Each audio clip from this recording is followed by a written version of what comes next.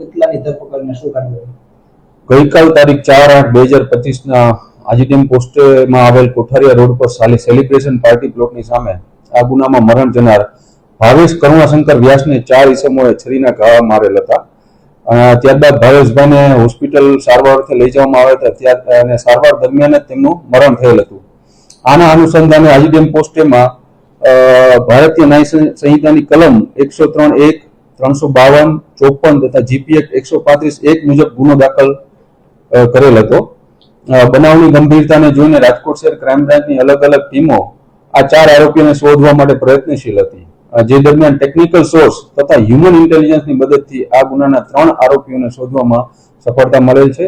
આ આરોપીઓના નામ છે ધ્રુવીન મુકેશભાઈ દુધરેજિયા, શ્વેતા દીપસિંહભાઈ ગોહેલ અને કૌશલ રાજેશભાઈ નિમાવત.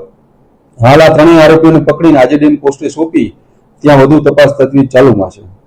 આ પૈકીના 2 આરોપીઓ ધ્રુવીન તથા શ્વેતા વિરુદ્ધ અગાઉ ભક્તિનગર પોસ્ટેમાં મારામારી, છરી મારવાના તથા ધમકી આપવાના ગુના પણ નોંધાયેલા છે. સાહેબ, ભાવેશ અને વર્ષાબેનને શું સંબંધ હતો જેના કારણે હત્યા થઈ? ધ્રુવીન મુકેશભાઈ દુધરેજિયાને માતા વર્ષાબેન